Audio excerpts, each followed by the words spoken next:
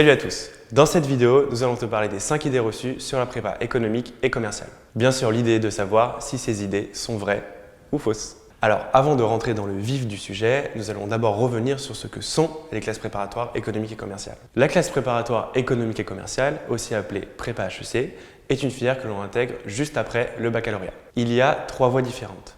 La voie économique et commerciale, option scientifique pour les étudiants issus d'un bac S. La voie économique et commerciale, option économique pour les étudiants issus d'un bac ES. Et enfin, la voie économique et commerciale, option technologique pour les étudiants issus d'un bac STMG. Bien sûr, cela va forcément évoluer avec la réforme du bac qui surviendra en 2021. La prépa dure normalement 2 ans et s'achève par des concours à l'issue duquel, si tout se passe bien, les étudiants intègrent l'une des meilleures écoles de commerce de France. Alors comme ça paraît plutôt alléchant, pourtant cette filière se retrouve souvent sous le feu des critiques que nous allons tenter de détailler point par point. C'est parti! Première critique faite sur les prépas, la prépa, c'est l'enfer.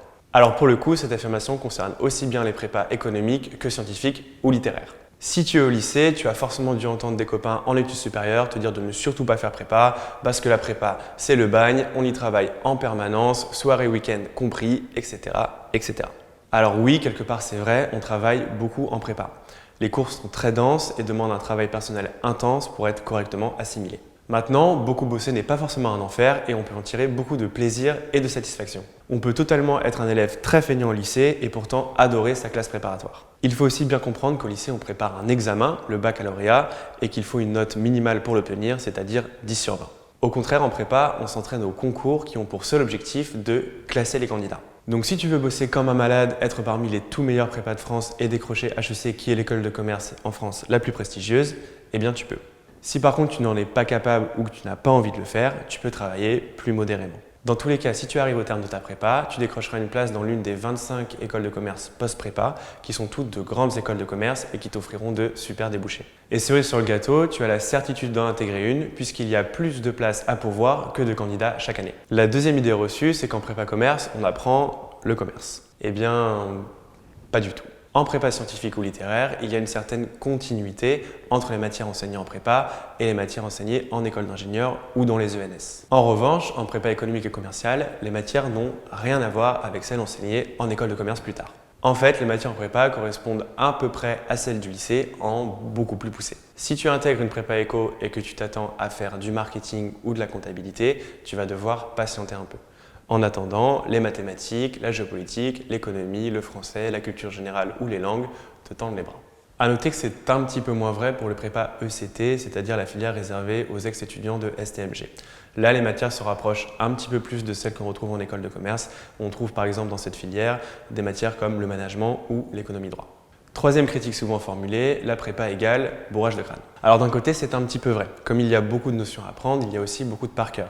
Ça peut aller des dates de géopolitique au vocabulaire de langue en passant par les formules de mathématiques. Par contre, le travail ne s'arrête pas du tout là. Apprendre son cours est un prérequis, mais ce n'est pas du tout suffisant parce qu'en prépa, on sollicite en permanence ses méninges. Le but de la prépa économique et commerciale est certes d'acquérir une grande culture générale et de développer ses capacités d'apprentissage et d'organisation, mais aussi et surtout ses capacités d'analyse. Donc, quelle que soit la matière considérée, tu devras aussi bien apprendre que réfléchir, faire des raisonnements mathématiques complexes ou bâtir des plans de dissertation.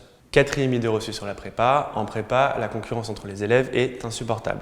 On entend souvent qu'en prépa, c'est chacun pour sa peau et que les élèves se tirent dans les pattes entre eux. Alors bien sûr, ça dépend un peu des classes, mais il faut savoir que de manière générale, c'est totalement faux. Ce qui est exact par contre, c'est qu'il y a un esprit de compétition dû au fait que les notes pendant l'année importent finalement peu. Ce qui compte en réalité, c'est le rang par rapport aux autres étudiants de la classe. C'est plutôt logique puisque cela prépare au concours où c'est sa note par rapport à celle des autres qui importe à la fin. Mais il règne également un véritable esprit de solidarité et de bienveillance au sein de la classe. Tout le monde est dans la même galère et en général, on sort de la prépa avec des amis pour la vie. On sait très bien qu'on se bat contre les 10 000 autres candidats au concours et pas contre les 30 copains de la classe. Et enfin, cinquième critique qu'on formule souvent à l'égard de la prépa serait une filière réservée à l'élite et aux bourgeois. La prépa, et a fortiori la prépa commerciale, est souvent considérée comme une filière réservée à une certaine élite ou aux fils à papa. Pourtant, la classe prépa est le seul cursus en France d'excellence 100% gratuit. Tu as donc théoriquement autant de chances d'y réussir que tu sois fils de cadre ou bien d'ouvrier. Il y a d'ailleurs presque 30% de boursiers en prépa commerciale, ce qui en fait une filière plutôt ouverte socialement. Alors bien sûr, une fois entré en école de commerce, les frais de scolarité coûtent cher. Mais heureusement, il existe des tas de dispositifs pour aider les étudiants les plus modestes à financer leurs frais de scolarité et par ailleurs, il est très facile de contracter un emprunt aux portes de ces écoles. Surtout, les débouchés à la sortie de ces écoles offrent des salaires qui permettent réellement de rembourser cet emprunt. Il faut donc voir le coût élevé de ces écoles comme un véritable investissement. C'est tout pour cette fois, mais je t'invite à regarder l'ensemble de nos autres vidéos sur les réseaux sociaux. Allez, ciao!